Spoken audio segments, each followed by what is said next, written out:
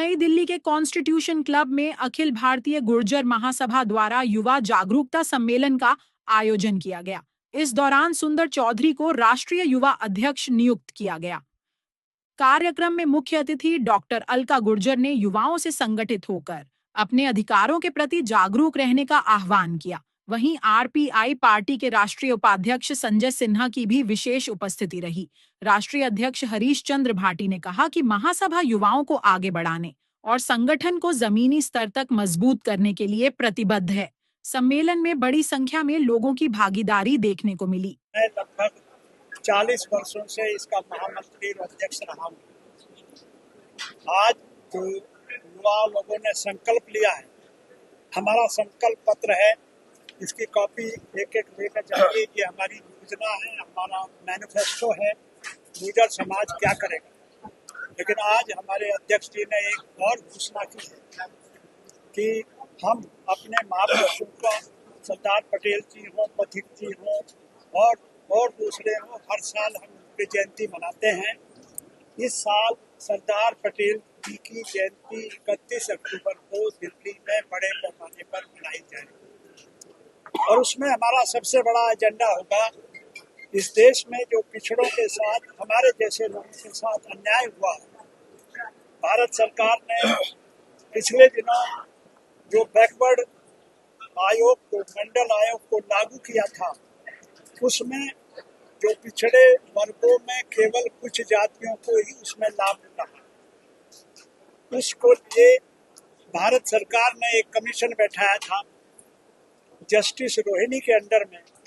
उस justice Rohini commission की report अभी भी पार्लियामेंट तक नहीं पहुंचाई गई है।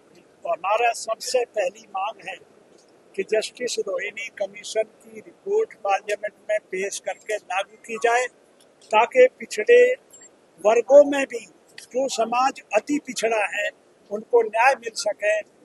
ये एक हमारा पहला संकल्प है जिसको हम सरदार पटेल जी की जयंती पर इस देश के सामने रखेंगे और अपने राजनीतिक आकाओं से निवेदन करेंगे कि जो पिछड़ों को इतना, खास तौर से अति पिछड़ों के साथ जो इतना अन्याय हुआ, अब उसको दूर किया जाए। एक ये पहला एजेंडा होगा। उसमें और भी एजेंडे हैं जो हमारे युवा। देखिए, हम गुर्जर महासभा का आपको बैकग्राउंड बता दें और गुर्जर के बारे में आपको बता दें, जो अभी तक बात ज़्यादा जानकारियां नहीं है। गुर्जर समाज जो आज जाति के रूप में है, ये एक संप्रदाय है। इसमें हिंदू, मुस्लिम, सिख, ईसाई, ये सारे जितने मजहब हैं सब इसमें समायोजित हैं और ये एक कल्चर है, एक संस्कृति है भारत की। गुर्जर समाज जो छोटे रूप में जाति के सामने रूप में है, उसका एक वैभव है सारी दुनिया में। मुगलों से संघर्ष करने में, अंग्रेजों से संघर्ष करने में, अन्य लोगों के साथ में अगुवाई में गुर्जर समाज के लोगों ने 300 वर्ष तक भारत की सीमाओं की रक्षा की है। तो नागभट्ट और मीर भोज उसी वंश के हमारे वंशज हैं। उसके बाद देश की जो आज़ादी का काम है अंग्रेजों को चुनौती देने का, उसमें रामप्यारी गुजरी सहारनपुर में, नैन सिंह गुर्जर मेरठ में, धन सिंह कोतवाल पहले 1857 के क्रांतिकारी, और एक लंबी श्रृंखला है। जब हम सनातन धर्म में जाएंगे तो शिवाजी बैसला गुर्जर गोत्र के सबसे बड़े राजा रहे जिन्होंने इस सनातन धर्म की रक्षा की। और इसके अलावा कनिष्क जो हमारे अफगानिस्तान के हिंदू राजा थे, वो भी इसी वंश से थे। तो ये एक आज़ादी के लिए गुर्जर समाज का कंट्रीब्यूशन है देश के लिए। लेकिन अंग्रेजों से लड़ते लड़ते गुर्जरों को शिक्षा से और सर्विस से बाहर कर दिया, उनकी जमीन जायदादें जब्त कर ली, जंगलों में जाके रहना पड़ा। आज धीरे धीरे बच्चे नए वापस आ रहे हैं शिक्षा जगत के बीच में। महासभा देश के वातावरण में, राजनीति में हिस्सेदारी सुनिश्चित करने के लिए अगले 3 महीने से 1 साल तक अभियान चलाएगी। हमारा स्पष्ट मत है कि जब हमारी कुर्बानियां हैं देश के लिए, तो राजनीतिक लोग जो उपेक्षा समाज की कर रहे हैं, हम उनको विवश और मजबूर करेंगे। जो हिस्सेदारी सब राजनीतिक दल करेंगे, हम उसी को वोट करने के लिए समाज से कहेंगे, अन्यथा हम उनको वोट नहीं करेंगे। महासभा का जो नारा है, अम्बेडकर के जो 3 शब्द हैं, शिक्षित हो, संगठित हो और संघर्ष करो, मैंने उसमें जोड़ा है राष्ट्रीय अध्यक्ष के नाते कि आप शिक्षित हों, संगठित हों, संघर्ष करें और शासक बने। तो हमने निश्चय किया कि गुर्जर समाज की भागीदारी हम राजनीतिक क्षेत्रों में करेंगे और दबाव बनाएंगे। कि पत्रकार छायाकार बंधुओं का सबसे पहले धन्यवाद करता हूँ कि आप लोग यहाँ पर आए, और मैं ये समझता हूँ कि ये मेरे को एक पद नहीं है, मेरे लिए एक जिम्मेदारी है। और अखिल भारतीय गुर्जर महासभा सबसे पुराना संगठन है, जो 1908 का संगठन है। उसके युवाओं की राष्ट्रीय अध्यक्ष की जिम्मेदारी जो मेरे को आदरणीय अध्यक्ष जी ने और माननीय संरक्षक जी ने दी है, मैं उसे पूरी करने के लिए जहाँ मुझे पसीने की पड़ी वहाँ मेरा खून बहाने का काम करूंगा।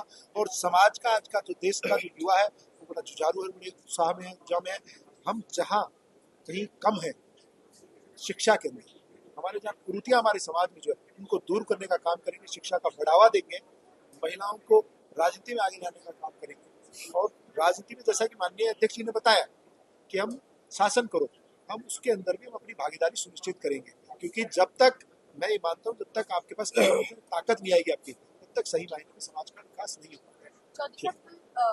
अभी तक कितने युवाओं मेरे साथ पूरे देश के अंदर 1000 ऐसे युवा हैं जो लगातार मेरे साथ फोन पे रहते हैं, और हमारी इसमें राष्ट्रीय टीम है जिसमें हम अधिक जिम्मेवारियां नहीं दे सकते, क्योंकि हम संगठन के अनुसार जो हमारा संविधान है उसके अनुसार हम पूरी राष्ट्रीय कार्यकारिणी बनाएंगे। उसके बाद मैंने एक यात्रा सोची है, उस यात्रा में आपको देखने को मिलेगा कि कितने युवा देश के, मैं कहता हूँ आज इस मंच के माध्यम से देश के लाखों युवा समाज के, जो गुर्जर समाज के लाखों युवा उस यात्रा में सहभागिता दर्ज करेंगे। अभी उसकी मैं माननीय अध्यक्ष जी और संरक्षक से चर्चा करके उसकी हम नीति बनाएंगे।